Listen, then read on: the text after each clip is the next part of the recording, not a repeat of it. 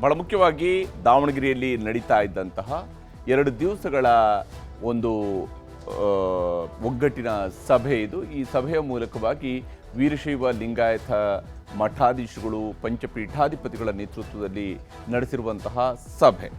ಈ ಸಭೆಯಲ್ಲಿ ಎಲ್ಲ ಜಾತಿಗಳ ಎಲ್ಲ ಪಕ್ಷಗಳ ನಾಯಕರುಗಳು ಕೂಡ, ಲಿಂಗಾಯತ ಸಮುದಾಯದ, ವೀರಶೈವ ಲಿಂಗಾಯತ ಸಮುದಾಯದ ಎಲ್ಲ ರಾಜಕೀಯ ನಾಯಕರುಗಳು ಕೂಡ ಭಾಗಿಯಾಗಿದ್ದರು. ಅಲ್ಲಿ ಶಾಮನೂರು ಶಿವಶಂಕರಪ್ಪ ಅವರಿದ್ದರು, ಅಲ್ಲಿ ಯಡಿಯೂರಪ್ಪನವರಿದ್ದರು, ಅಲ್ಲಿ ವಿ.ವೈ. ವಿಜಯೇಂದ್ರ ಅವರಿದ್ದರು, ಹೀಗೆ ಎಸ್ ಮಲ್ಲಿಕಾರ್ಜುನ ಇದ್ದರು, ಎಲ್ಲರೂ ಕೂಡ ಇದ್ದರು.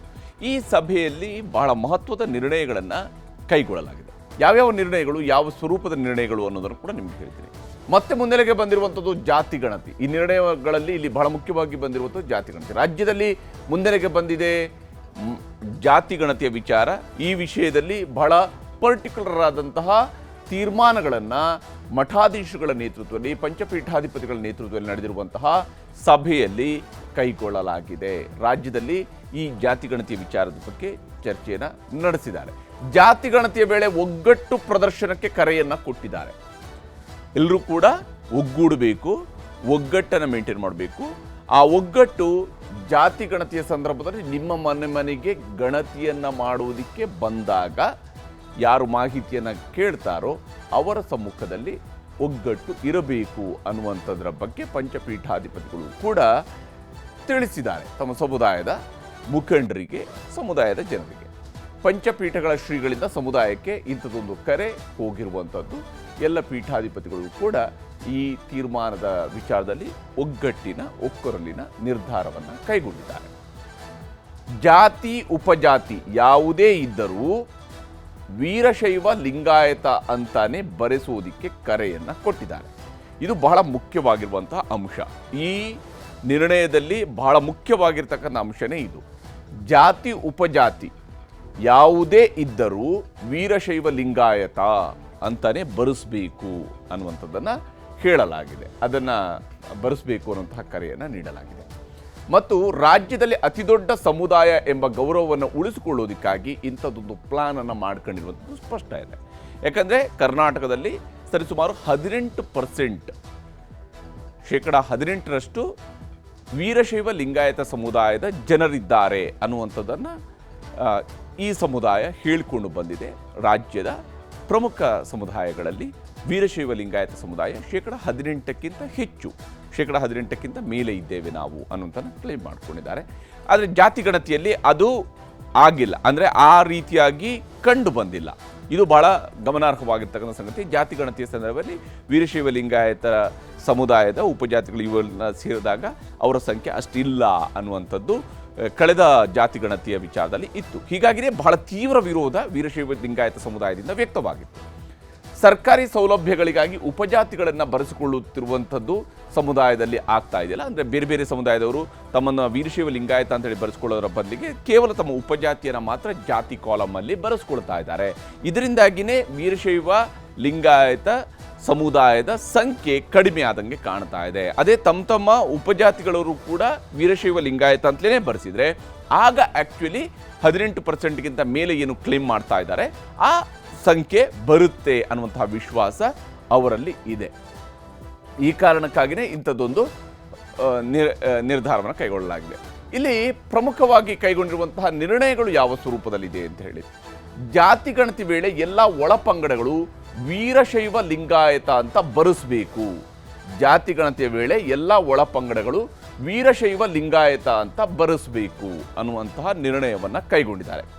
ವೀರಶೈವ ಲಿಂಗಾಯತ ಸಮಗ್ರತೆ ಮತ್ತು ಒಗ್ಗಟ್ಟನ್ನು ಪ್ರತಿಪಾದಿಸಬೇಕು. ಈ ಮೂಲಕವಾಗಿ ಅಂದರೆ ನಾವೆಲ್ಲರೂ ಕೂಡ ಒಂದು, ಕೇವಲ ವೀರಶೈವ ಮತ್ತು ಲಿಂಗಾಯತ ಅನ್ನುವಂಥದ್ದನ್ನು ಮಾತ್ರ ಬರೆಸಿದರೆ, ವೀರಶೈವ ಲಿಂಗಾಯತ ಅನ್ನೋದನ್ನು ಮಾತ್ರ ಬರೆಸಿದರೆ ಆಗ ಅಲ್ಲಿ ಉಪಜಾತಿಗಳ ವಿಚಾರಗಳಾಗಲಿ ಒಳ ಪಂಗಡಗಳ ವಿಚಾರಗಳಾಗಲಿ ಯಾವುದು ಬರುವುದಿಲ್ಲ. ನೀವು ಇಲ್ಲಿ ಕೊಡ್ತಾ ಇರುವಂಥದ್ದು ಕೇವಲ ಲೆಕ್ಕ ಅಷ್ಟೇ. ಇದೇನು ಸರ್ಕಾರಿ ದಾಖಲೆಗಳಿಗಾಗಿ ಬಳಕೆ ಮಾಡುವಂಥ ವಿಚಾರ ಅಲ್ಲ, ಬದಲಿಗೆ ಇದು ಲೆಕ್ಕಕ್ಕೆ ಅಷ್ಟೇ ಅನ್ನುವಂಥದ್ದು ಇದರ ಪ್ರಮುಖವಾದಂತಹ ಉದ್ದೇಶದಿಂದ ಕಾಣ್ತಾ ಇದೆ.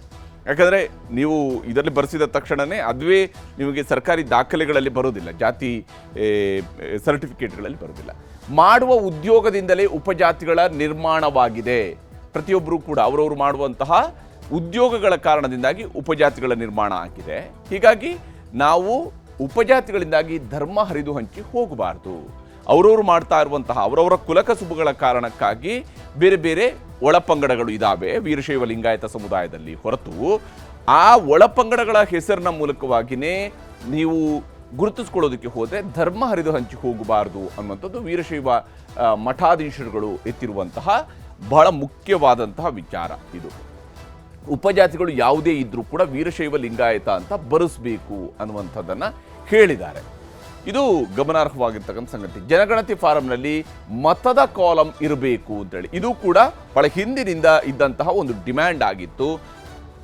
ಸೆಂಟ್ರಲ್ ಸೆನ್ಸಸ್ ಸಂದರ್ಭದಲ್ಲಿ, ಅಂದರೆ ಕೇಂದ್ರ ಸರ್ಕಾರದಿಂದ ನಡೆಸುವಂಥ ಜನರಲ್ ಸೆನ್ಸಸ್ ಏನಿದೆ ಆ ಸಂದರ್ಭದಲ್ಲಿ VL ಅನ್ನುವಂಥ ಕೋಡನ್ನು ಕೊಡಬೇಕು ಅನ್ನೋಂಥ ಡಿಮ್ಯಾಂಡನ್ನು ಹಿಂದೆಯೂ ಕೂಡ ಮಾಡಲಾಗಿತ್ತು. 1992ರಿಂದಲೂ ಕೂಡ ಇದಕ್ಕೆ ಸಂಬಂಧಪಟ್ಟಂತೆ ಬೇರೆ ಬೇರೆ ನಿಯೋಗಗಳು ಕೇಂದ್ರ ಸರ್ಕಾರದ ಜೊತೆಗೆ ವೀರಶೈವ ಲಿಂಗಾಯತ ಸಮುದಾಯದ ನಾಯಕರುಗಳು, ವೀರಶೈವ ಮಹಾಸಭಾದ ನಾಯಕರುಗಳು ಇವರು ಬೇರೆ ಬೇರೆ ಹಂತಗಳಲ್ಲಿ ಕೇಂದ್ರ ಸರ್ಕಾರಕ್ಕೆ ಮನವಿಯನ್ನು ಮಾಡಿದ್ದಾರೆ. ಅದನ್ನೇ ಈಗಲೂ ಕೂಡ ಹೇಳ್ತಾ ಇದ್ದಾರೆ. ಜಾತಿ ಗಣತಿ ಅಂದರೆ ಜನಗಣತಿ ಫಾರಂನಲ್ಲಿ ಮತದ ಕಾಲಂ ಬಗ್ಗೆ ಪ್ರಧಾನಮಂತ್ರಿಗಳ ಗಮನವನ್ನು ಸೆಳೀಬೇಕು. ಆ ಮೂಲಕ ಅಲ್ಲಿ ಪ್ರತ್ಯೇಕವಾದಂಥ ಕೋಡ್ ಕೊಡಬೇಕು. ಸೊ ದ್ಯಾಟ್ ವೀರಶೈವ ಲಿಂಗಾಯತ ಸಮುದಾಯದವರಿಗೆ ಒಂದು ಪ್ರತ್ಯೇಕ ಐಡೆಂಟಿಟಿ ಕೂಡ ಕ್ರಿಯೇಟ್ ಆಗುತ್ತೆ ಅನ್ನುವಂಥ ವಿಚಾರದಲ್ಲೂ ಕೂಡ ಈ ಉದ್ದೇಶ ಇದೆ. ಮಠಾಧಿಪತಿಗಳ ಜನಪ್ರತಿನಿಧಿಗಳ ನಿಯೋಗ ದೆಹಲಿಗೆ ಕಳಿಸಬೇಕು. ಇದಕ್ಕಾಗಿ ಅಂದರೆ ಪ್ರಧಾನಮಂತ್ರಿಯವರನ್ನ ಭೇಟಿ ಮಾಡಿ ಅವ್ರ ಜೊತೆಗೆ ಚರ್ಚೆ ನಡೆಸೋದಕ್ಕೆ ಮಠಾಧಿಪತಿಗಳು ಮತ್ತು ಜನಪ್ರತಿನಿಧಿಗಳ ನಿಯೋಗವನ್ನು ದೆಹಲಿಗೆ ಕಳಿಸಬೇಕು ಅಂತೇಳಿ. ಲಿಂಗಾಯತ ಧರ್ಮದ ಒಳಪಂಗಡಗಳಿಗೆ ಕೇಂದ್ರ ಪಟ್ಟಿಯಲ್ಲಿ OBC ಸ್ಥಾನಮಾನವನ್ನು ನೀಡಬೇಕು. ಇದು ಯಾವಾಗ ಅದು ಪ್ರತ್ಯೇಕವಾಗಿ ಆ ರೀತಿಯಂಥ ಮತದ ಗುರುತನ್ನು ಹಾಕಿಸೋದಕ್ಕೆ ಸಾಧ್ಯ ಆಗುತ್ತೋ ಅದರ ಮೂಲಕವಾಗಿ ಲಿಂಗಾಯತ ಧರ್ಮದ ಒಳಪಂಗಡಗಳಿಗೆ ಕೇಂದ್ರ ಪಟ್ಟಿಯಲ್ಲಿ OBC ಸ್ಥಾನಮಾನವನ್ನು ನೀಡಬೇಕು ಅಂತೇಳಿ. ಕರ್ನಾಟಕದಲ್ಲಿ ಏನು 3B ಇದೆ ಅದಕ್ಕೆ ಸೆಂಟ್ರಲ್ ಸೆಲೆಕ್ಷನ್ಸ್ಗಳಿಗೆ ಬಂದಾಗ, ಕೇಂದ್ರ ಸರ್ಕಾರದ ನೌಕರಿಯ ವಿಚಾರಗಳಿಗೆ ಬಂದಾಗ OBC ಪಟ್ಟಿಯಲ್ಲಿ ಇಲ್ಲ ಲಿಂಗಾಯತ ಸಮುದಾಯ. ಹೀಗಾಗಿ ಲಿಂಗಾಯತ ಸಮುದಾಯವನ್ನು OBC ಪಟ್ಟಿಯಲ್ಲಿ ಸೇರಿಸಬೇಕು. ಕೇಂದ್ರ ಸರ್ಕಾರದ ಗಮನ ಸೆಳೀಬೇಕು. ಈ ನಿಟ್ಟಿನಲ್ಲಿ ಕೇಂದ್ರ ಸರ್ಕಾರದ ಗಮನವನ್ನು ಸೆಳೀಬೇಕು ಅನ್ನುವಂತಹ ನಿರ್ಣಯವನ್ನು ಕೈಗೊಳ್ಳಲಾಗಿದೆ. ಒಳಪಂಗಡಗಳು ರಾಜ್ಯದ ಮೀಸಲಾತಿ ಪಡಿತಾ ಇದ್ರೆ ಅದನ್ನು ಮುಂದುವರಿಸಬೇಕು. ಅಂದರೆ ಕರ್ನಾಟಕದಲ್ಲಿ ವೀರಶೈವ ಲಿಂಗಾಯತರಿಗೆ 3B ಇದ್ರೂ ಕೂಡ ಅದರಲ್ಲಿ ಗುರುತಿಸಿಕೊಳ್ಳಬಹುದಾಗಿರುವಂತಹ ವೀರಶೈವ ಲಿಂಗಾಯತರಲ್ಲಿರುವಂತಹ ಇತರೆ ಒಳಪಂಗಡಗಳವರಿಗೆ ಸಿಗಬಹುದಾಗಿರುವ ಮೀಸಲಾತಿ ಸಿಗಬೇಕು. ಉತ್ತರ ಭಾರತದ ರಾಜ್ಯಗಳಲ್ಲಿರುವ ವೀರಶೈವ ಲಿಂಗಾಯತ ಸಮುದಾಯದವರಿಗೂ ಸರ್ಕಾರಿ ಸೌಲಭ್ಯ ಯೋಜನೆಗಳನ್ನು ರೂಪಿಸಬೇಕು. ಕರ್ನಾಟಕದ ಹೊರತಾದಂತಹ ರಾಜ್ಯಗಳಲ್ಲಿ ಲೈಕ್ ಮಹಾರಾಷ್ಟ್ರದಲ್ಲೂ ಕೂಡ ವೀರಶೈವ ಲಿಂಗಾಯತ ಸಮುದಾಯದವರು ಇದ್ದಾರೆ, ಅವ್ರಿಗೂ ಕೂಡ ಇಂಥದ್ದೊಂದು ಸಿಗಬೇಕು ಅನ್ನುವಂಥ ವಿಚಾರವನ್ನು ಹೇಳಿದ್ದಾರೆ. ಬ್ರಹ್ಮಪುರಿ ಶ್ರೀಗಳು ಇದರ ಬಗ್ಗೆ ಮಾತನಾಡಿದ್ದಾರೆ. ಬರಲಿರುವಂಥ ಜಾತಿ ಗಣತಿಯಲ್ಲಿ ಎಲ್ಲ ಒಳಪಂಗಡಗಳು ವೀರಶೈವ ಲಿಂಗಾಯತ ಎಂದು ಬರೆಯಿಸಬೇಕು. ವೀರಶೈವ ಲಿಂಗಾಯತ ಸಮಗ್ರತೆ ಮತ್ತು ಒಕ್ಕಟ್ಟನ್ನು ಪ್ರತಿಪಾದಿಸಬೇಕೆಂದು ಸಭೆ ತೀರ್ಮಾನಿಸಿತು. 2. ಸನಾತನ ಹಿಂದೂ ವೀರಶೈವ ಲಿಂಗಾಯತ ಧರ್ಮದ ಅನುಯಾಯಿಗಳು ತಾವು ಮಾಡುವ ಉದ್ಯೋಗಗಳಿಂದಲೇ ಉಪಜಾತಿಗಳು ನಿರ್ಮಾಣವಾಗಿವೆ. ಈ ಉಪಜಾತಿಗಳಿಂದ ಧರ್ಮವು ಹರಿದು ಹಂಚಿ ಹೋಗಬಾರದು.